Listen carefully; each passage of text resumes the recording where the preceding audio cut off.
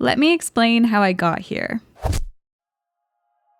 Once you start to own hamsters, over the years, you start to fall down a spiral of always wanting to go bigger.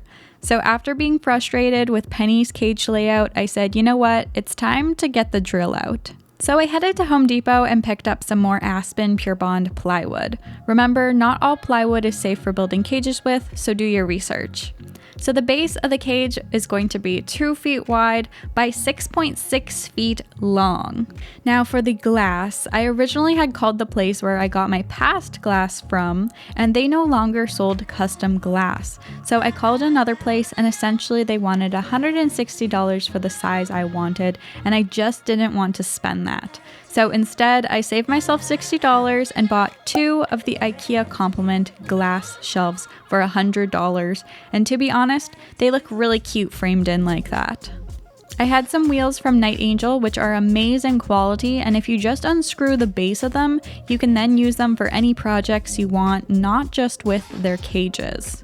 Because the cage is over 6 feet long, it was really important to have 6 wheels so that it could evenly distribute any heavy weight that was going to be in the enclosure, including myself. Now, the first problem I ran into, which you probably can see, is that the baseboard is super warped. When we picked this sheet of wood, we tried our hardest to pick the most straight one. Turns out it was not this one.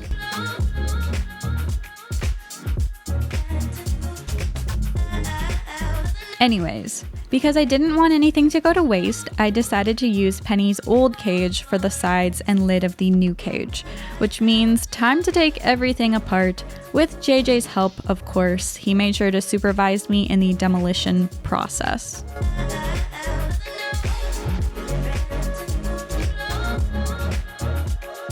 I also always get questions asking how well the glass holds in place with only silicone holding it in, and well, as you can see, it's very strong.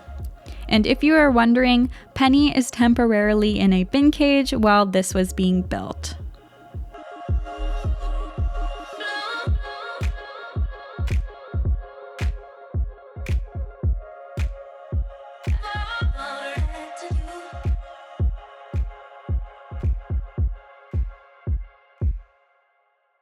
Normally, I would attach the back to the base first, but because of the sheer length of this cage, I just couldn't do that, especially not by myself.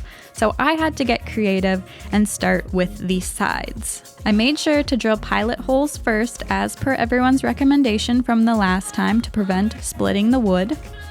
Then I had to figure out how I was going to add on the backboard. So I found objects to stack up and hold it.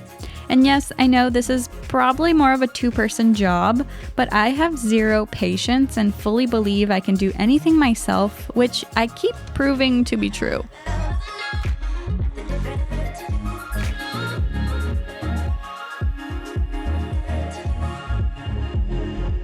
Because that base piece is so warped, I had to get creative and use a 15-pound weight to help hold it down so that I could perfectly line it up and put the screws in properly.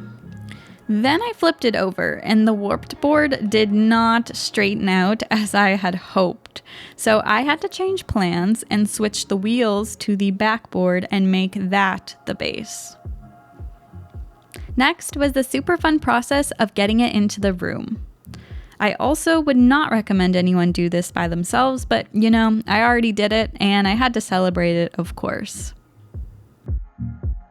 Because of the shape of the room, I cannot just wheel these cages in and out, which is why I have to tip them on their side and drag them in, which thankfully I didn't make this cage larger than the door frame. The next day, I grabbed a bunch of children's non-toxic water-based paint to match up the backboard to the sides.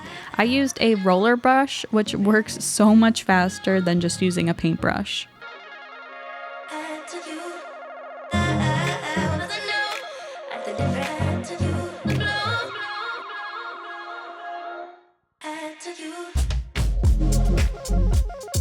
Then I'm using my handy dandy GE 100% silicone. I'm going in and making a bead line and attaching the glass panes one at a time.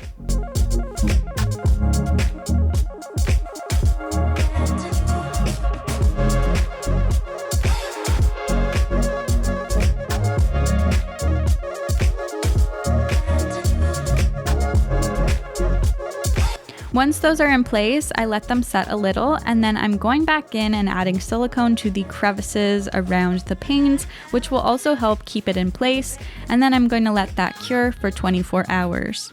Because the two glass panes are separate, to help hold them together better, I bought this mending plate and I just screwed that into them. Now, my next issue to solve was my cage is 2 feet tall, but the glass panes are only like 23 inches tall. So there is a gap between them. So I went and bought a 1x8 piece of wood and cut that to size. To hold it into place, I just used these L brackets.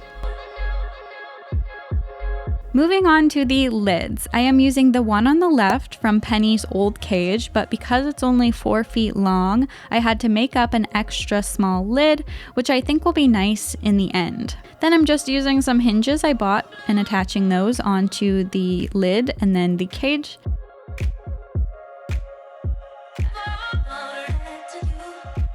And ta-da! Penny's brand new enclosure that is in total 1,889 square inches of floor space, or 12,187 square centimeters is complete.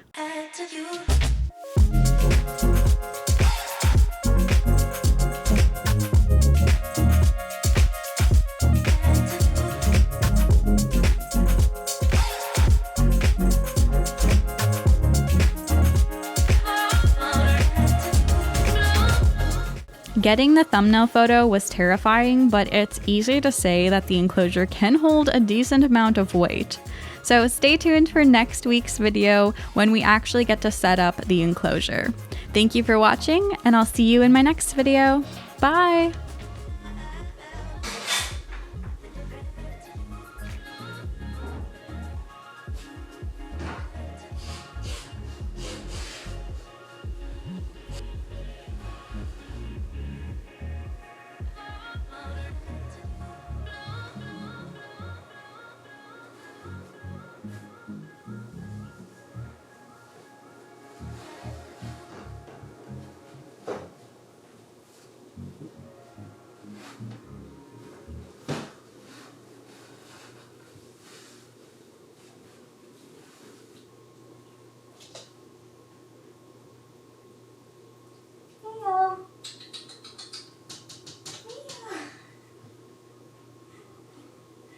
Cleo.